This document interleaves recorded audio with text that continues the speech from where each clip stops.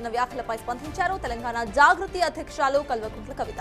ఆయన వ్యాఖ్యలపై మండిపడ్డారు కవిత. పవన్ సినిమా యాక్టర్ గా ఉన్నప్పటి నుంచి ఇప్పటి వరకు తెలంగాణకు వ్యతిరేకంగా ఉన్నారని అన్నారు. యాక్టర్ గా ఉన్నప్పుడు ఏమి మాట్లాడినా చెల్లింది, ఇప్పుడు డిప్యూటీ సీఎం హోదాలో ఉండి మాట్లాడితే మాత్రం అస్సలు కుదరదంటూ కమెంట్స్ చేశారు ఆవిడ. ఆనాడు పార్లమెంట్ లో కూడా ఏపీకి ప్రత్యేక హోదా కావాలంటూ తాను మాట్లాడారని చెప్పుకొచ్చారు కవిత.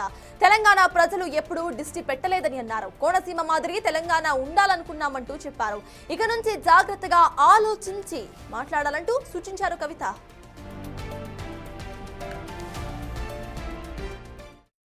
మన ప్రాణత్యాగం మనం చేసుకుంటే సినిమా యాక్టర్ అయిన పవన్ కళ్యాణ్ ఆనాటి నుంచి ఈనాటి వరకు మనకు వ్యతిరేకమే. ఇవాళ కూడా ఆయన మాట్లాడుతున్నాడు తెలంగాణ నాయకుల దిష్టి కళ్ళతోని కోనసీమ పాడైందంటున్నాడు. మనం ఎన్నడూ దిష్టి పెట్టలే.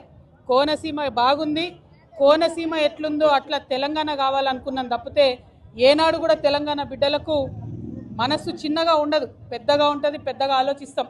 మేము ఇప్పుడు కూడా చెప్తా ఉన్నాం, పవన్ కళ్యాణ్ గారు మా రాష్ట్రం ఏర్పడి 12 సంవత్సరాలు అయింది.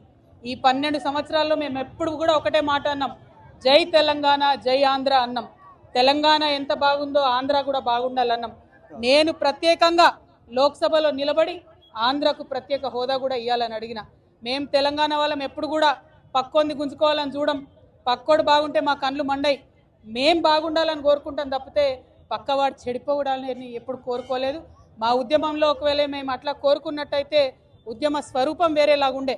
మా బిడ్డలు ఆత్మబలిదానాలు చేసుకున్నారు తప్పితే ఒక్క పరాయి రాష్ట్రం వాడి వ్యక్తి మీద కూడా చెయ్యి ఎత్తలేదు మేము ఎప్పుడు కూడా. ఆ విషయాన్ని దయచేసి పవన్ కళ్యాణ్ గారు గుర్తుపెట్టుకోవాలి. ఆనాడంటే మీరు సినిమా యాక్టర్ ఏమన్నా నడిచింది, ఇవాళ మీరు డిప్యూటీ చీఫ్ మినిస్టర్. మీరు ఆంధ్రప్రదేశ్ యొక్క ప్రజలను దేశవ్యాప్తంగా రిప్రజెంట్ చేస్తారు. మీరు మాట్లాడే మాటలు కూడా మీ ప్రజలకు ఆపాదిస్తారు. కాబట్టి జాగ్రత్తగా మీరు ఆలోచన చేసి మాట్లాడాలని నేను పవన్ కళ్యాణ్ గారిని కోరుతున్నాను.